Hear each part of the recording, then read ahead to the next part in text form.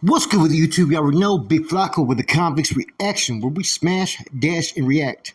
Please hit the like, subscribe, comment, do all those things to help support this channel, and hit that bell notification for future buyer reactions. So it's been a crazy weekend. A lot of stuff's been said. A lot of things had happened. And so I'm going to talk about all of it this weekend, right? And it all revolves around mostly the Chicano Tubes, fight between EBK, Coneo, and stories written by current prisoner Tony. I purchased the fight, guys. I purchased it. There was 3 different things you could watch in the package, the bundle. And first and foremost, I think Mikey found something. I think Mikey found something that could be beneficial for a lot of different individuals on YouTube. I think he put together a perfect fucking production of it, right? There's not much I could sit there and complain. I think he did a good job. I think the thing is with that is I think he's going to even learn off this and do a better job in the next one. But I was very surprised at how well this was done. He had comedians, he had the dancers, he had everything, little pre-interviews. And like I said, I think it was awesome to see Cholo Trucker in there, man. Cholo Trucker, shouts out to him, man. That's a good dude right there. And I think by not making it too long was perfect. I mean, the fight was what? It's maybe 54 minutes of everything, right? I think it was just enough. We maybe would like to see a little bit more post-fight interviews, but I think he did a good job, man. And I think that you're going to probably see other people who are going to fucking enjoy being part of his future events. The shocker of it all is that you're going to have Boxer fighting Tony sometime in the fall. After numerous call-outs, Boxer finally fucking answered. And I think he wanted to make sure that everything was going to be legit and on the up and up. And once he's seen that the results of this fight, that actually it went through and how well it was done, I guess he decided, you know what, fuck it, let's go. So Tony got what he wished for. Let's just see if he bit off more than he could chew.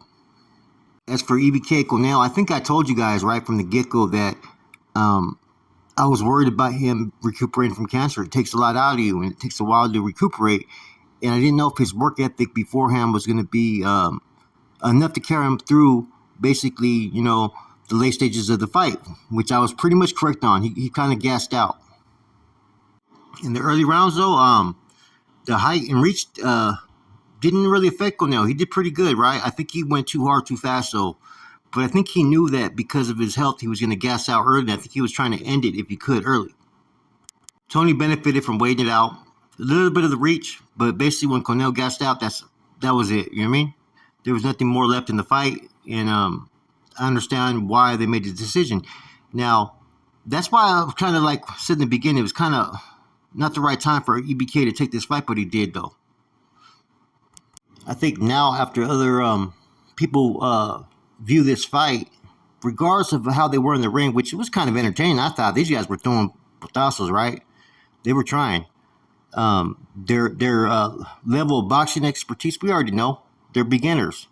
So there wasn't really expecting much from my end out of either one of these individuals. They fought, And there was 2 things I took from that. One, Tony should have been using the jab more for defense because Coneo was coming at him, and he should have kept him at bay just with that jab. But he didn't.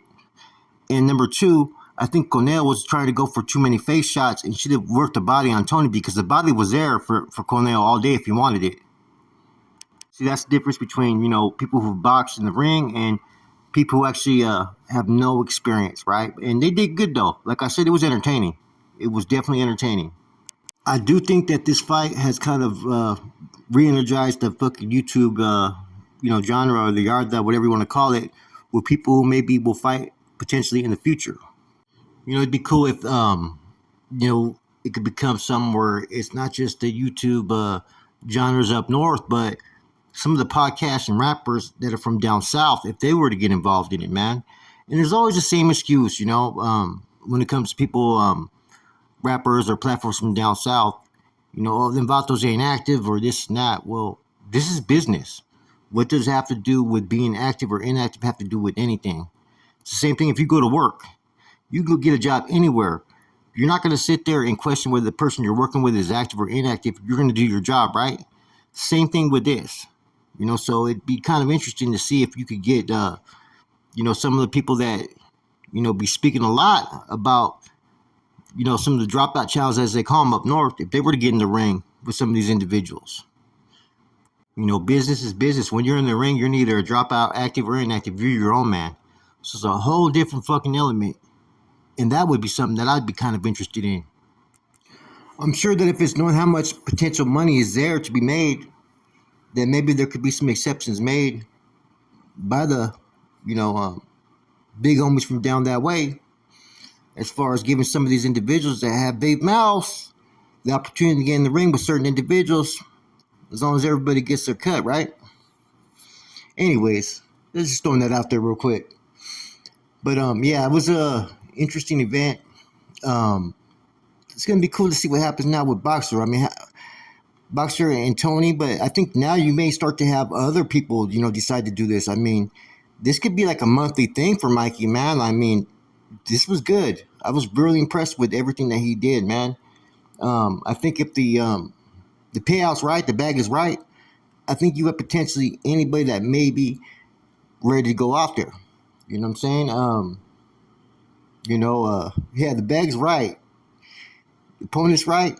I think a lot of people will take that opportunity just to go out there, man, and have fun with it. And just having one person fight instead of multiple, I think that's smart. Just do it just like how he did. Different people come in, different interviews. I liked it, man. I think that there's a lot of potential there, and I was really impressed. Anyways, you're gonna get a lot of haters based upon the, criticizing how they fight, or criticizing that, people from up north dropouts, or that he's wearing a mask. But you know what? This is something to grow upon either way, man. And like I said, I was kind of skeptical about it, right? But believe it or not, man, I'm hoping everybody succeeds, right? Even those that hate on me or dislike me for whatever reasons they dislike me for, right? 90% of the time, I haven't did a damn thing to any individuals, right? But I hope everybody succeeds, right? And people forget, we're all different. We all have different ideologies, different beliefs, different goals, different aims. And we can still stay in our lane and still be supportive of each other, regardless if we like what the next person is doing or not. And I think Mikey may have left something open for everybody to look at. Well, okay, you got a problem with me, well, fucking come on, let's go over here and deal with it. You know what I'm saying? So there may be options for people to do that. When people call people out, it is what it is. People got to either show up and put out, or just, mind their own. You know what I mean? And a lot of times, like I said, there was no other avenue to kind of deal with these circumstances or situations. Most people are not going to want to do that. Some of these bigger podcasters, you see them go out, talk shit down south and whatnot, but they don't really want to get in the ring and fight, and they'll make the excuse that they're too old for this or whatnot. But they're not too old to be talking shit the way they do. You see what I'm saying? It's the same thing with a lot of things that I experience from time to time when people are running their mouth or whatnot, it's going to be a different type of energy if you see them on a whole different platform.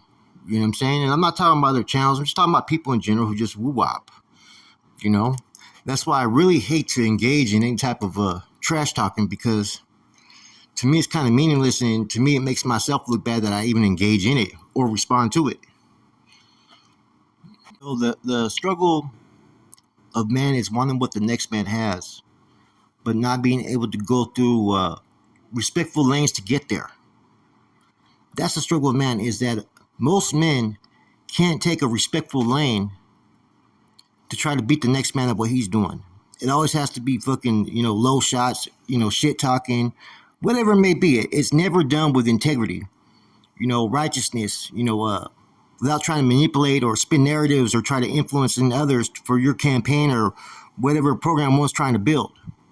Anyhow, some people may think I dislike Mikey. No, I don't have no dislike towards Mikey at all. I have no issues with Mikey. I just have issues when Mikey involves himself in issues that others may have towards me and feels the need to get involved. That's always been my only issue with Mikey. Other than that, I used to be cool with Mikey.